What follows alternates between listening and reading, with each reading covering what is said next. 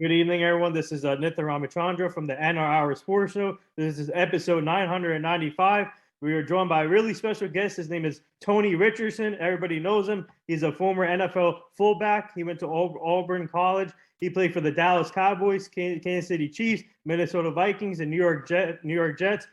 Please, fans, tune in. This is going to be a special one. We are live on iHeartRadio, Speaker, and Spotify, and all the podcast platforms. And fans can tune in our speaker app where they can ask questions to Tony Richardson. And like I said, one and only Tony Richardson, fullback legend. Now he's doing big things off the field. He's part of the NFL Legends community, which is a big thing.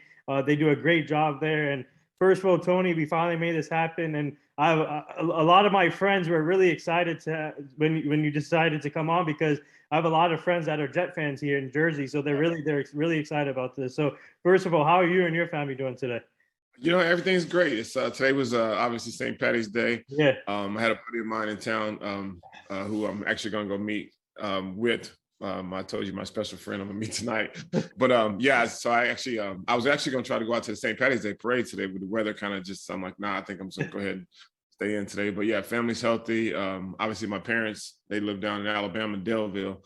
So I need to get down there and see them. Obviously with COVID the last, year or so, it kind of prohibited travel and stuff like that. But now that things seem to be opening back up a little bit. So I'm looking anxiously to go see my parents here pretty soon.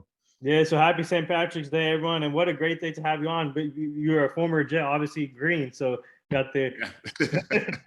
I got my green in the background. Yeah, yeah. So you were born in West Germany. That's interesting, and I want to start off with your childhood. When did you get interested in the game of football, and who do you say that you looked up to when you were growing up? Yeah, so that's a very good question, and so my trajectory or my path to NFL is. I can't even say like Strahan, because obviously Strahan's a Hall of Famer. But yes, I was born in Frankfurt, Germany. My dad was a military man, 32 years Vietnam veteran. And so I was born in Frankfurt. We lived there 2 years. We moved to El Paso, Texas for 3 years, back to Germany for 3 years, Fort Knox, Kentucky, where my dad was a drill sergeant for 3 years, back to Germany for 3 years. And then finally we got planted in Alabama. And I was going into my 9th grade year. And that's when I really got introduced to the game of football, because growing up in Germany, obviously soccer is, king over there and still is king over there. But, it really wasn't a lot of American football. And even to be able to watch it, we had one television station, which was AFN, which is a, American, I guess Forces Network. And so, to stay up and watch Monday Night Football was not happening because it's so late in the time difference. We obviously would try to sneak up and watch it. So, I really didn't grow up with the game, but then when I got to Alabama, some of the kids that, that I wanted to be friends with, they're like, hey man, you should come out for the football team. I remember the first day they put the pads in my locker. I'm sitting there like, man, I don't have a clue where none of this stuff goes. I had my knee pad in my hip. I think my hip pad was in my butt. I had everything all messed up. And so, eventually, I really started to pick up the game. And, that's why I love to tell young people, it's like, it's not about, where you start or how you start, it's how you finish. Because you look at, my path of never playing football until high school, didn't even know where to put the pads on, and then was very fortunate, to get a scholarship to Auburn and then to the Dallas Cowboys, and then the rest is history. So that's kind of my path to the NFL. Yeah, so I want to get to obviously you're a Walter Payton Award winner too in 2010, and that's really important for athletes, and that means a lot to most people when they win that award. And for you, what does that mean to you having that award? And did you get to meet Walter Payton? Or I did get a chance to meet Walter Payton when I actually won it. He had already passed. I met him before, just at different functions. But to me, that was probably like the ultimate, because my whole life has just been about. Well, I guess for me, to back it up a little bit, my whole life was obviously seeing my dad service. You know what I mean? So it was just like, when it's military, man, it's like you don't call in sick. You can't say, I'm gonna take a long day weekend. Like it's real. And so for me as a kid, I saw, like on Thanksgiving, we just have, 4 or 5 random soldiers at the house that we didn't even know, but we served them. Christmas, we always had people at the house, we're doing different things, giving away different things and stuff of that nature. So for me, I've always had that appreciation for giving back and helping other people. And so, having those examples, and my sister actually served 28 years in 4 deployments. So for my family, it's just like giving and helping other people was obviously very important. And so when I got to Kansas City, like when I was in Dallas, like I was a young Titan, so I was just trying to take everything in. I got to Kansas City that following year, and I saw guys like Derek Thomas, God rest his soul. I saw guys like, Neil Smith. I saw, Will Shields, Wow. Johnson, all these guys getting really involved in the community. And one thing the Chiefs would do when you sign your contract, there was a paragraph in there and it says you had to do 5 appearances. So all of a sudden you're like, okay, you do 5, and you're like, man, I love this feeling. This is great. I want to do 5 more. Next thing you know, you're doing like, 30, 40, 50 appearances in a year. And it really just gives you that mindset of understanding that, yes, we're blessed to play a game, football, but also we have a tremendous platform, and to be able to use that platform to help other people and to be able to win, that award. And obviously the Byron Wizard White Award, the same thing as the humanitarian award. It just means a lot, because it's like, and you don't go out and give in the community and donate your time or your resources to get awards, but when you get recognized for it, it definitely makes you feel good, and also just understands you're making an impact in other people's lives. Wow. Yeah. So thank you to your father and sister for the service. That's big time right there. Thank you. Yeah. So in high school, I want to get to your high school career. Obviously, you were fullback, but you had over 1,000 rushing yards during your high school career. So tell our fans about that. And what was it like? Did you get to learn any other positions before fullback? I obviously. Yeah, so funny enough, and I was telling one of my buddies, I did a show the other day. Actually, I had to do one earlier today, but I did a show, and he lives in Birmingham, and so I was telling him the town that where my parents live, Delville, and I was like, dude, when I went out for the football team, we had 22 kids on the team, so you had to play every position. So I played defensive back, kickoff return, punt, play wide receiver, so you play all these different positions. I played linebacker. As I started to get, I guess pretty good as a running back, my coach had to take me off a linebacker, because guess what? If I'm the starting tailback and they're linebacker, guess what they're gonna do? Run straight at me. So it was like, so all of a sudden he was like, yeah, dude, they're trying to take you out. We got to get you out of the middle. And but yeah, I played different positions, and it's interesting. I was just in a meeting yesterday with Bonnie Bernstein, former CBS anchor, and we were me with I'm a member of the Boys and Girls Club on the board here in Queens, and we're trying to put together. We got a big capital campaign right now of building a new club for the kids, but also being able to offer different sports like flag football and maybe marching band or basketball, like all these different baseball. And the thing for me, I didn't understand. I guess I'm ignorant because I don't have kids in that space. The entry to barrier is almost impossible for some of these kids. I'm like, she was telling me like, it's like for registration, it's $150 for one sport. That's not even include like equipment and everything else and the travel. And I'm just like, man, we have to be able to, provide these young people, because I know the game of football, obviously changed my life, but also it's just the fact that a lot of kids don't have that opportunity. And it's like, man, when we were kids, like all you had to do was just show up. You know what I mean? It wasn't like 150 here, 200 for this, and I was blown away. So now this company we're partnered with, they have like these debit cards.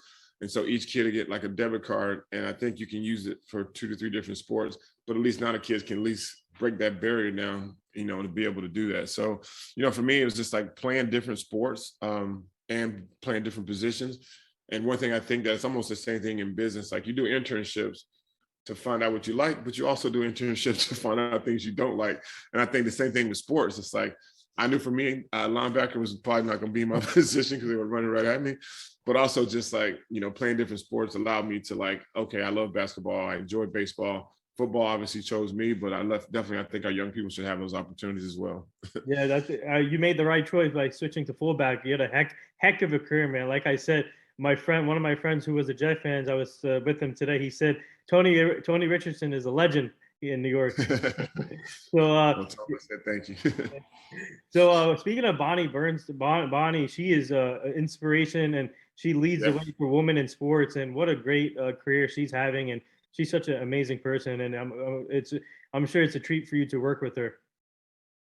Yeah, it's amazing. So we've done a lot of charity things together, because that's kind of the space she's in now. And it's just like she understands, covering the game for as long as she did, that, the game itself, obviously football and other sports, it has an opportunity to really have some positive impact on our young people. And that's her, she has such a great gift from, being able to communicate, but also being able to formulate these relationships and, put people together and put people at the table together to understand like how much sports or, just activities, because now, and so Costa, our general manager or executive director, he has a son. I think his son is 13. He said his biggest challenge is, once he's out playing, great. But now, man, all they want to do is sit there on these phones, which is not bad, or play video games. And so he was like, he said, if I let my son sit in front of the TV, he'll play 24 hours straight video games or Fortnite if I let him.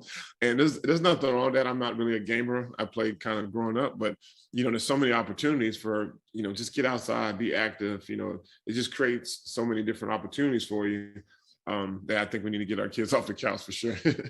Yeah, so we are live with former NFL fullback Tony Richardson. We already have a fan question for you. One of our fans want to know if you didn't play football throughout your career, what would you be doing in your career? Yeah, so funny enough, I thought I wanted to be an accountant, and I did. So I got my undergrad in education, and I got my MBA in finance, and I literally thought I was going to be an accountant. And I think when I finished playing, I started doing a little dabbling in finances, and I realized that's not for me. But I always had a thing for numbers and different things like that.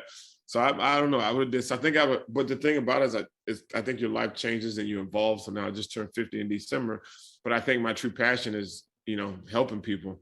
And I think obviously the game of football has allowed me to have that platform to do so. So even if I would have been the 9-to-5 guy with the briefcase and bugging you to, let me invest your money, I think I still would have tried to find some kind of way which I could have, still had an impact and try to give back and help other people. Yeah. So your high school, tell us one of the years in your high school, you guys went undefeated 11-0, and you got to block James Bostic. So what was that like? Take us back to that season, being 11-0 and blocking for James Bostic. Yeah, so that was my senior year in college at Auburn, and it's funny because like the first 3 years, like we had success. Coach Dye was my coach for 3 out of the 4 years, and then my senior year, Coach Dye stepped down, and then Terry Bowden, he came in, and so it was kind of one of those things when you have a new head coach, especially going into your senior year. Sometimes you don't know how that's going to play out because it's like they have to get the younger guys get ready to play because we're going to be out the door. And it was a magical season. We were unfortunately on probation. And so our games couldn't be televised, but we took it and we said, what, our senior class, we're just going to be a band of brothers. And we built that, brotherhood and those relationships. And we stormed through the SEC all the way to the point to where the last game of the season is obviously the Auburn-Alabama game, the Iron Bowl. And we were 10-0. I think they were 9-1. And it was the second time ever that game was played in a non-neutral site. And it was actually in Auburn. And we beat Alabama. And it was, to me, that's one of my favorite, memories of all time. Just one, it takes a lot to go undefeated in the SEC, to beat Alabama in your last game of your senior year. And, like you said, you mentioned James Bostic. So that particular year, Wayne Gandy, he went first round to the Rams, I think like picked 16 or 17. And James Bostic went picked, I think, third round, to the Rams as well. And then he ended up winning the Super Bowl with the Green Bay Packers. And so, we're still close now. Bostic is actually, after his NFL career, he's now, he works SWAT down in Fort Lauderdale. So now he's actually serving our community in a police uniform. And Wayne Gandy has a radio show. It's a sports jock down in Atlanta. So he's in your world. He's in the media world. Wow, that's crazy. It's interesting how some football players find some interesting careers after their football, especially James Bostic being a SWAT person. So, wow, thank him for his service. I'll tell you another one. So you remember Peanut Tillman? Yeah. Peanut actually works for the FBI, which is crazy. Wow. Is that? Yeah, so he's an FBI agent. And that's the thing where, and Peanut has really been a great resource for athletes who want to get into law enforcement because, one, you have the mindset, and that takes a lot to be able to patrol the streets and things of that nature. Two, you have the physical ability because you have to be pretty fit to be able to do that job. So he's actually trying to create that pipeline for athletes as they transition off the playing field to go into law enforcement. And we've seen a lot of guys. It's hard work, I think it's probably tougher to become a FBI agent than maybe. Well, obviously, I think they're equally difficult in different skill sets, but I think a lot of athletes are starting to maybe go into that space, which I like it a lot. Well, we don't want to mess with Peanut Tillman then. Not at all, because he knows how to punch the ball out. He also probably can lock you up. So no, we don't want that. Yeah, so we have another fan question for you. One of our fans, this is interesting. They want to know, what does being a fullback mean to you? It's to me, I think it's the epitome of my life, and the epitome of how I try to live my life. It's the same thing. I think a fullback is almost the same thing as like my dad and my sister serving the country, because you don't really go to play fullback to be in a glamorous position. It's just like you get up every day, you go about your business, you do your job. If you do your job successfully, good things happen. So for me, at the end of the game, if I looked up and Priest Holmes had a couple touchdowns, 100 yards, or Adrian Peterson, who's over my shoulder, or Marcus Allen, or LaDainian, or Thomas Jones, then I did my job. And so it's always looked at myself as an extension of the offensive lineman, just because it's like, those guys in the offensive lineman, they're like, we don't even want anyone to know our name, because our name, you probably got a holding call or a penalty. So we just want to go out and do our job. And that's the same thing for a fullback. Like, I don't necessarily need people to know my name, just know that I got my job done. So yeah, being fullback meant a lot to me. Yeah, so we had a former Auburn alumni too on our show. Jason Campbell was on the show 2 years ago. And what did you like about Auburn and the fans and the atmosphere there? I really enjoyed Auburn. It was probably one of the best decisions I think I made in my life. Just one, it was close to where my parents lived down in Daleville, and so it was always something that was very near and dear to my heart. But just it's a family type atmosphere, and I had to get my dog. He's over there. Stop that. It's a family type atmosphere. Yeah, he loves it. Whenever I get on a podcast or something, he can come on. He can join. Oh, no, he just starts getting into stuff because he knows when I'm sitting here, I can't get up. So next thing I know, I'm over here looking at him. I had to toss a little bone at him. Let him what kind of dog is it? I just got a rescue. So I got a rescue. His name's Rambo. Oh, wow. And I rescued him from Egypt. So he's actually a tripod. So he has 3 legs. Oh, wow. But that's my guy.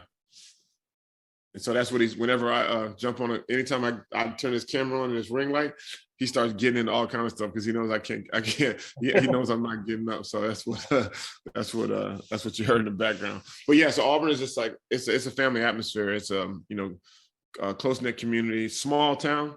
I actually met a couple young kids yesterday who went to the University of Alabama, and they said they was choosing between Auburn and Alabama, and Tuscaloosa is more like, because it's closer to Birmingham and it's a bigger city and all that kind of stuff.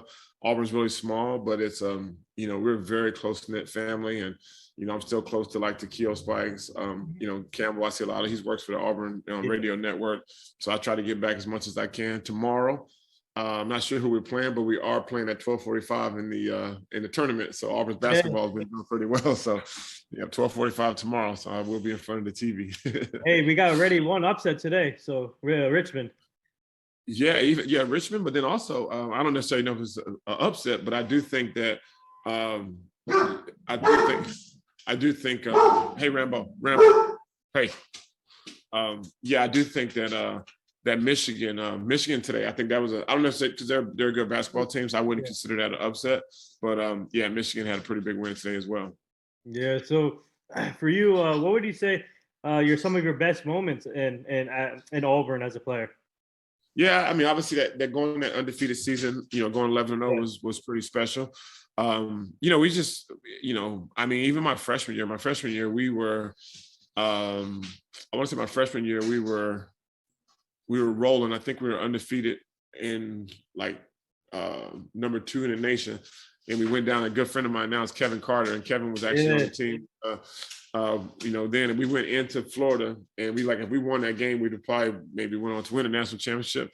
First play of the game, we throw it to let's see, our wide receiver, can't remember his name. He scores touchdown 7-0. Man, they beat us 35-7. So that's not one of the favorite moments, but we were close. We were like, man, we'd have won this game. We could have went on and win the national championship. But I had some good memories at Auburn, and still close with a lot of my friends down there as well. Yeah, actually, speaking of Kevin Carter, he was on our show too. So okay. Yeah, he's awesome. Yeah, I'm actually going. He's doing this. It's his 20th anniversary with Jay DeMarcus with Rascal Flatts. And so I'm actually going to Nashville to support him. And so it's for the Make-A-Wish Foundation, and it's cool because he has Jay DeMarcus from Rascal Flatts. He brings all like the country western singers, Dolly Parton, and all those crew. And then Kevin brings all of the athletes. And so it's Waiters for Wishes. And so we actually dressed up in our waiters uniforms. Well, and we actually serve all the patrons, dinner, and it's cool. So if you want to say like, oh, I would love to have Dolly Parton maybe sing at my table, there's a bucket on the table, and you put money into the bucket, and if you want to autograph from say, whoever like Brett Favre or whoever's there, then in order to do that, they put money in the bucket. And I think one year we raised, just that one dinner alone, we raised like $1.5 million just on donations alone. Just people just really wanted to help and give back. Well, that's amazing. Yeah. Good for you guys. Yeah. We have another fan question. One of our fans want to know how important was it for you in your career to be versatile? Not only you were a fullback, you got some receiving touchdowns throughout your career. You were able to catch the ball from the outside. So how important is it to be versatile in this league? Yeah, I mean, that's what it's all about. And I think for me, as I came into the league, I started looking around and having a guy like Emmitt Smith as a mentor, and then going to Kansas City and having Marcus Allen, it was two of the same things because they taught you how to be a professional. And Emmitt would always tell me, like, you just can't be a one-dimensional back where all you can do is run, you can't catch. And then, Marcus was like, okay, you got to learn how to block, because if you can't block, we can't put you in it on third down. And I saw all these different things, and I was like, you know what? I want to be as versatile as I can. And so one thing that both of those running backs of having Emmitt and Marcus, they would say, like, the more you can do, the more value you create for yourself. And it forced the coaches to not have to take you off the field because, unfortunately, like, there's a lot of guys that can just run the football, but you can't put them in the passing game, and you definitely can't, you're not going to put them in there and let Tom Brady get hit. So you got to know how to do it all. And so that was the thing I really tried to pride myself on, is just being able to understand what I needed to do. And also, like, even on third downs, when I was in Kansas City, when I was a primary ball carrier, they knew they could trust me in the passing game as far as running routes, but also being able to pick up the blitz. And that, I think that really helped me in longevity. Wow. Yeah. So speaking of the draft, obviously you didn't get drafted, and you proved all those teams who didn't draft you. You proved them wrong. Yeah. So how tough is it for you and your family waiting for your name, not getting your name called, but obviously after the draft, the Cowboys gave you the opportunity to start your career? Yeah, it was a little disappointing. I kind of understood the fact that we were on probation and we wasn't on television, that a lot of people really didn't get a chance to see our team. And that's the thing. So this past 2 weeks ago, me and Warwick Dunn were actually down in Indianapolis at the combine, and we were mentors to the running backs. And so I always tell these young guys, it's like, as everybody here obviously wants to be drafted, there's 300 kids that are invited to the combine, but it's not about where you start, it's where you finish. And that's the beautiful thing, because I was just with Kevin Mawai, Hall of Famer, from the Jets. And Kevin and I we played in the Senior Bowl together. Kevin and I were the last two in our entire draft class. And so I didn't get drafted. I outplayed every last single person in that 1994 draft from a longevity standpoint, because I played 17 years and he ended up playing 16. And it's just one of those things. It's like, obviously Kevin was a high draft choice out of LSU. I went undrafted, but it was just like, we just busted our butt and just continue to, trust the process, and then good things happen. Yeah. So you get your chance with the Cowboys, and like you said, you're being mentored by Emmitt Smith, one of the best running backs I ever seen. And obviously I'm a big Cowboy fan, and my father brought me as a Cowboy fan. So my dad watched the triplets with Troy Aikman and Michael Irvin and Emmitt Smith.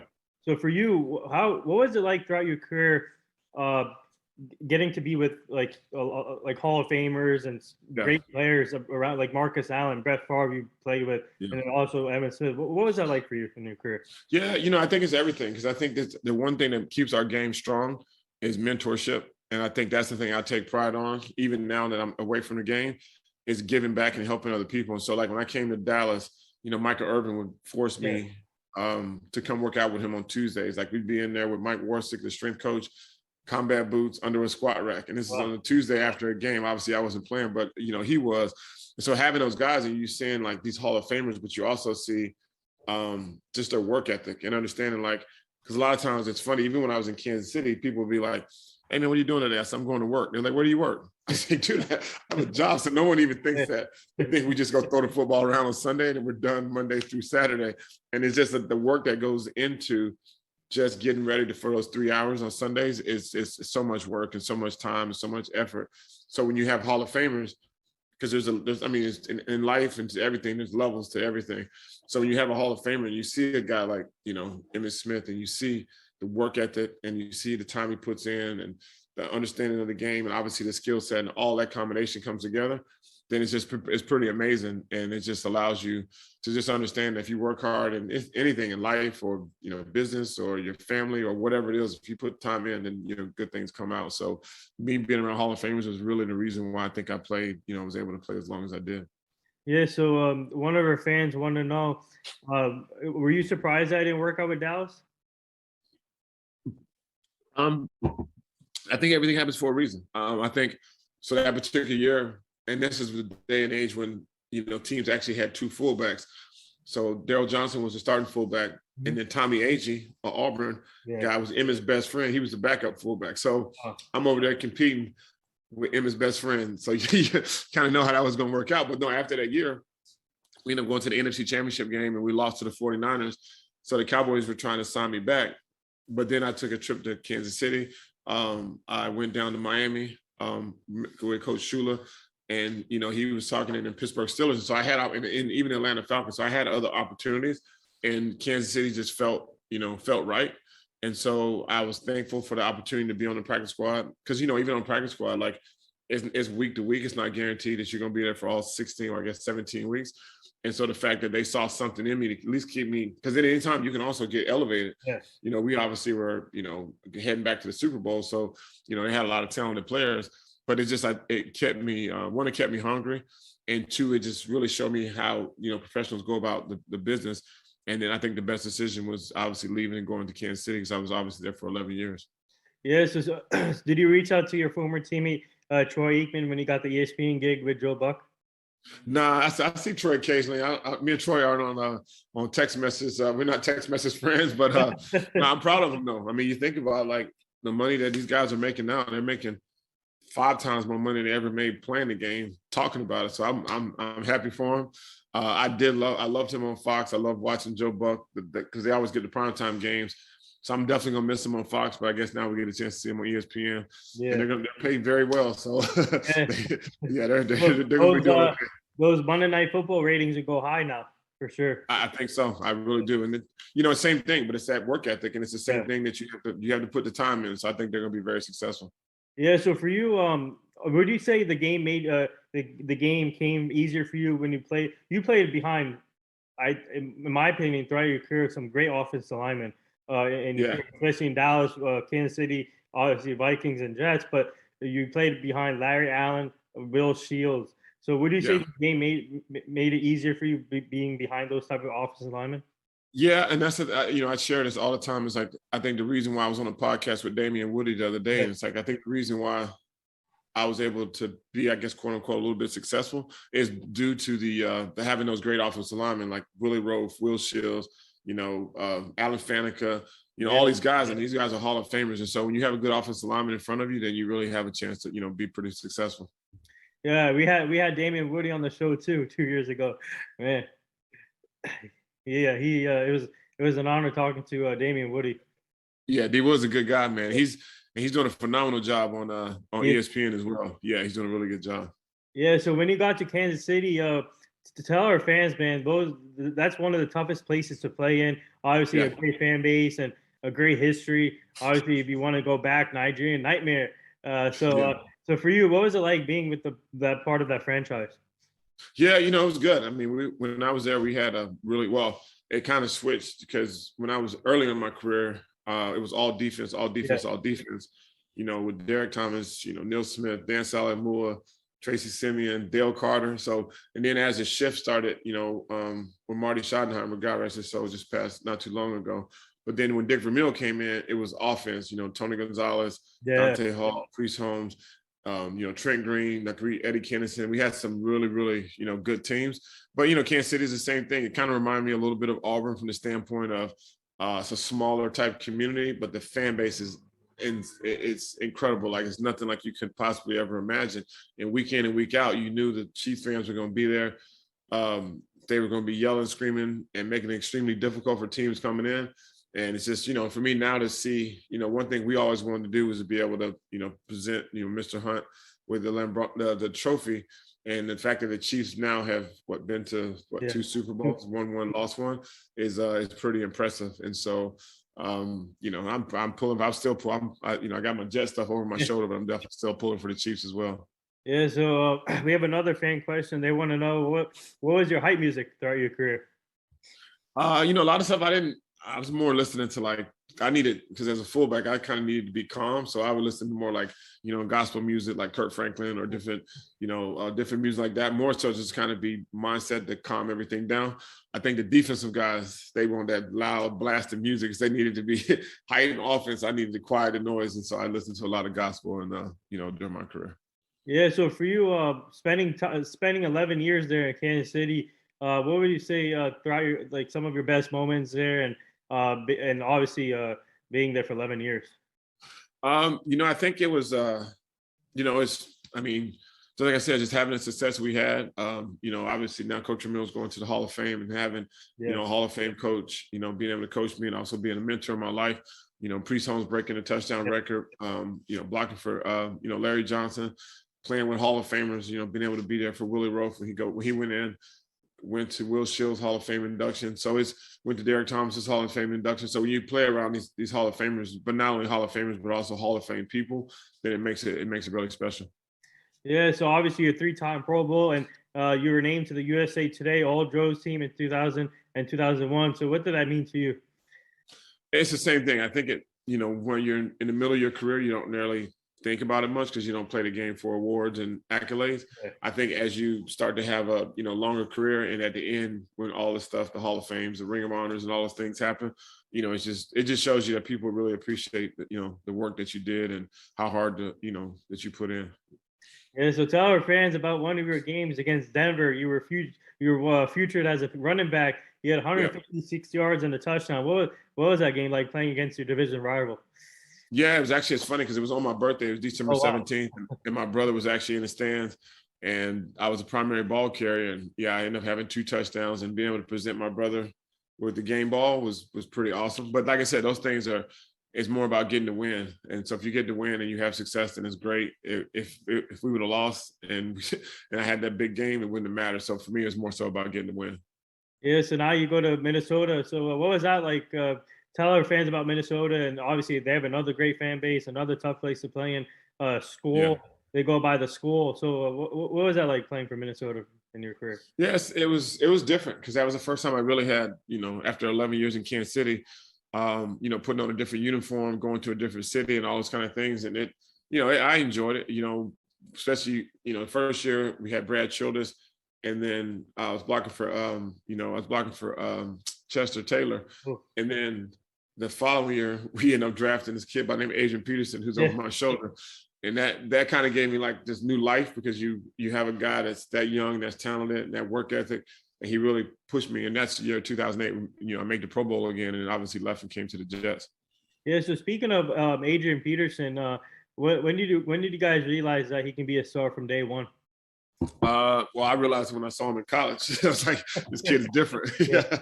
So, but you just knew when he came in, like there were certain things he would do in practice, and like no one should be able to turn that corner and run that fast at that size, and he did it. So I was like, yeah, he's pretty special. So I think it probably took like a day or so. You realize that he's different. So I don't know. For you, what was it like just throughout your career blocking for great running backs and like Marcus Allen, Chester Taylor, Emmitt Smith, Andrew Peterson? So what was that like, just being the future fullback in those teams? Yeah, it's just a testament, like I said, to hard work, because you think about how I started, never playing football until high school, obviously went to Auburn, had success, but then going undrafted. So for me, whenever I got the nod to be a starter, I treated it very special. And I wanted to, every day for me, it was just like I had to continue to keep, put my best foot forward, and understanding when you're undrafted, every day they're trying to look for someone else to maybe bring in. And so it just really forced me just to continue to work hard and continue to keep trusting in myself and my faith and my family, and just keep putting my best foot forward. Yeah, and also Priest Holmes, I can't forget about. Oh yeah, yeah. Yeah. So and then now you go to the Jets. Man, what a great team that you play with Brett Favre, Thomas Jones, Coles, Cottrey, Chris Baker. So what was that like for you going to the Jets, coming to New York, and they have a great fan base in New York too. Yeah, Chris Baker, the touchdown maker. I actually saw him down the Super Bowl this year, and but yeah, we had. I mean, it was different. Playing in this large market. Obviously Thomas Jones, and then having LaDainian and Mark Sanchez. It was fun. I mean, I had a good time. That's why I still live here in Queens, and I'm still a big Jet fan. You can see the helmets over my shoulder, and yeah, it was definitely, New York is great. I mean, if you can make it here, you can make it anywhere, and yeah, I love playing here. Yeah, so we have another fan question. They want to know outside of all the cities you played in, Yeah. what would you say your best city you played in? Oh, well, so that's kind of tough. I mean, obviously, Kansas City was fun, and it was great from the standpoint of that fan base. But I think living here in New York City, where I live, I'm right across the street from the firehouse. I'm really close to the firefighters, the police officers. The knowledge of Jet fans was just, it's incredible. Like Damian Woody and I did a podcast. Was it Monday night? And we had 900 Jet fans on the podcast over Twitter, and it's just me. It was Rich Samini. It was, it was a good crowd. It was just like over Twitter, and it's like crazy. We're just talking about like free agency, and to have 900 people on was actually pretty cool. Yeah. So what would you say? Some of your best moments as a Jets player. Well, my number one, and probably the one that sticks out the most to me, is when we beat the Patriots. To go to the AFC Championship game. That was a can't wait game. Bart Scott, to me, that was one of the best moments I ever had as a Jet, for sure. Yeah. So what was it like going against the Jets defense during practices? It's always good. Anytime you got to go against Bart Scott, and Bart talked from the time he got to practice until practice was over. So it was it was cool. So it's we had fun. I mean, you look out there, you got Darrelle Revis. We had Kerry Rhodes. You had Chris Jones. I mean, Chris Jones. You had all these these big time names and all that stuff, but we held our own. So in front of me, I had D Woody. I had Thomas Jones, had Danny. So we had it was a good matchup. It was a lot of fun. Yeah, we had Kerry Rhodes and Mark Sanchez on the show too. Oh, you did? Okay. Yeah. They're awesome. They're amazing people too. And for you though, looking at your career, obviously amazing career, and how grateful are you to be in this position, being able to play the game you love, and making your family proud, coming from your family's a military background, and you guys work hard every day. You don't give up. You just keep going. So how grateful are you to be in this position right now? Yeah, I mean, that's what it's all about. I mean, for me, when I got my name, put up in the Raptors for the Kansas City Chiefs, it's more about my family name. So my dad's name and my grandfather's name is going to be on that wall forever. So for me, that's what you do it for, just to make your parents proud, to understand that they gave you an opportunity, one, by birthing you, but two, by raising you and trying to create good values for you, and then you get a chance to kind of say thank you by the work that you do. And so to me that's a culmination of everything, is just having my parents proud. Because outside of that, outside of how your parents and your loved ones and people close to your family, I mean, that's what you do it for, just to make them proud. Yeah. So one of our fans want to know, did you have a nickname throughout your career? Well, my name is T Rich, so everybody knows me as T Rich. Yeah. So that stuck with me. Michael Irvin gave me that in 1994, and T Rich has stuck with me ever since. So that's the only one I have. Yeah. So for you, what's the key? Obviously, you dealt with some injuries in your career, but what's the key for a player, an athlete, to try and stay healthy throughout their whole career and not miss any games? But it's tough though. You can obviously get injured, but what's the key to people to stay healthy? I think you have to, as much time as you spend in the classroom and studying, you have to spend as much time, taking care of your body. And it's all about, even now later in life, like the things you put in your body, make sure you get proper rest. Emmett was teaching me about massage therapy, chiropractic care, having a nutritionist, and all those kind of things. And then obviously, and you got to have luck. I mean, you have some guys who are just freaks of natures and they get hurt a lot, So, but one thing I learned is, everyone always says you can't make the club in the tub. So you have to stay healthy, and sometimes you have to play through a lot of injuries. And I broke pretty much all my fingers on my hand, played through that. Broke my forearm, played through that. Never had any knee injuries, no knee surgeries, knock on wood. Tore my rotator cuff. Came back off season, rehabbed it, dislocated my wrist, and it's just one of those things. It's like you understand the risk when you play this game, but understanding that the best ability is availability. If you're not available, they're gonna find someone else to do it. Yeah. So for you, there's an interesting. One of our fans has an interesting question. They want to know if you were still playing and during this pandemic time. They want to know if you're a player that thrives in front of fans, or it doesn't matter to you. Um, yeah, it's. I mean, I guess for me, I didn't have to deal with the pandemic, but I was talking to a lot of guys who did, and I know it was extremely difficult.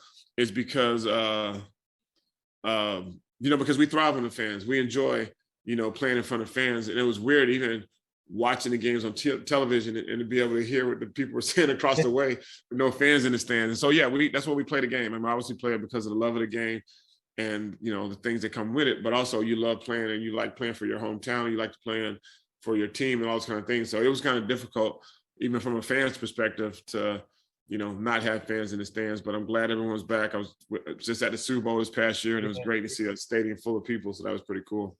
Yeah. So what was that experience like being at the Super Bowl in LA and obviously the Rams won, the home team won, and Yeah. what a great atmosphere. Yeah, it was great. I mean, to me, the best part was the halftime show, Yeah. but no, it was fun. So actually, I was there obviously for work, and so we left around. I left at the third quarter, and got back and was able to watch the end of it on TV just because I knew traffic and getting downtown LA was pretty crazy. But no, you just love it because I had guys on the team like Andrew Whitworth, who's a buddy of mine, and for him to be able to win that game, and he just retired, and even Odell getting hurt, but it was good for him to be able to finally get that ring. And obviously Von Miller was a good buddy of mine. And now he, got a big contract today, but also, another Super Bowl ring. So it's a lot. You like to see Joe Burrow. He's going to be around for a while. And it'd been great, nice little story for him. But now it was their time.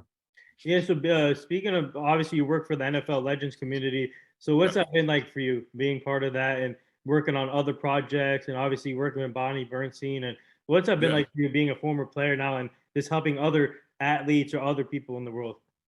Yeah, I mean that's what, like I said, it's I know I keep repeating myself, but all those things that's who I am. The makeup I am is giving back and helping other people. So my job now allows me to support our former players. I think the NFL does a tremendous job with the Legends community of one, kind of creating that locker room feel for the guys, and that's the thing I think the guys miss the most. Two, being able to talk to guys about their benefits or opportunities that the league, has for the guys, and just being able to be a resource and to be able to help our guys. And, or not even sometimes help is just sometimes just being a someone that people can talk to or someone can listen to, or, especially now with all the stuff that's going on with mental health and, all of that stuff, is just having resources available to make sure our guys are taken care of. And if they're not, that we can have resources available to help them.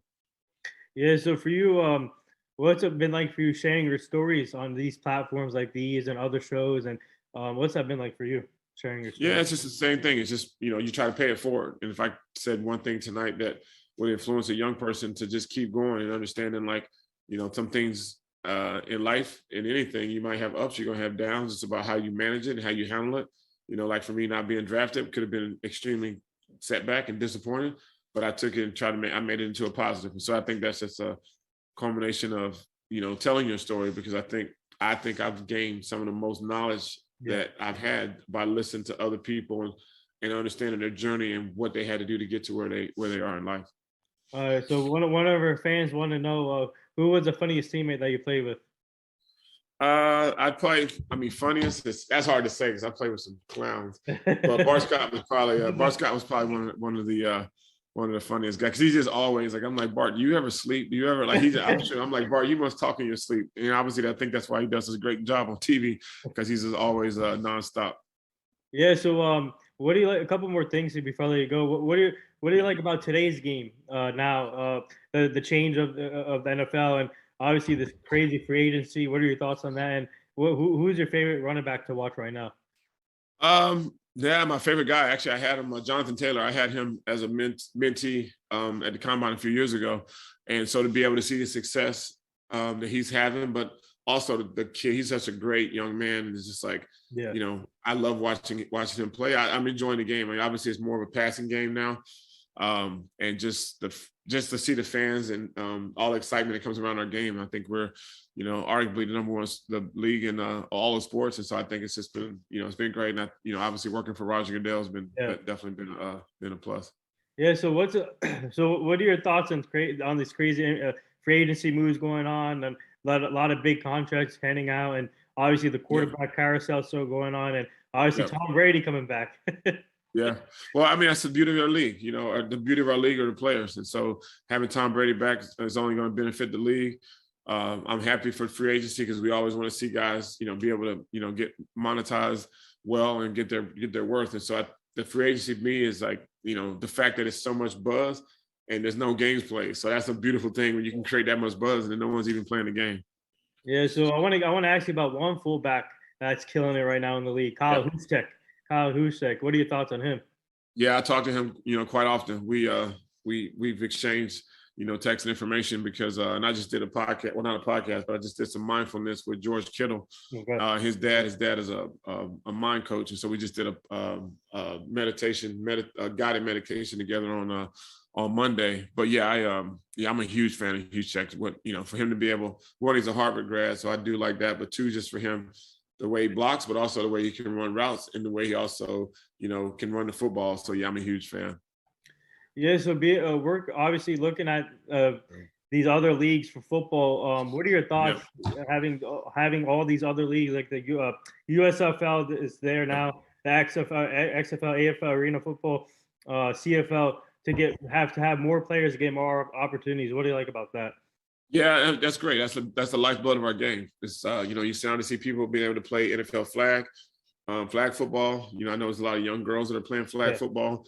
I'm glad that guys, you can go to Canada. Obviously the Premier League is the NFL, but now just having different opportunities for guys to be able to still play the game they love. Yeah. So the last two things here before I let you go, our team is part of. I got to wrap pretty soon. I got a dinner. I got to make. Yeah. Our team is part of this foundation. It's called the Hugh Jackson Foundation. He's a former national coach, and I'm sure you know him. We're trying to help him prevent human trafficking, making sure the community stays safe and the kids stay safe. So we'll send you the foundation. Okay, cool. Thank you. And the last thing here, would you like to say anything to all the nurses, doctors, and all the essential workers right now? Yeah, and I actually I did a reading to teachers and kids the other day, and it's the same message. I think our teachers, our frontline workers, the doctors and nurses, it's absolutely the work that they're currently doing and the work they did during this pandemic.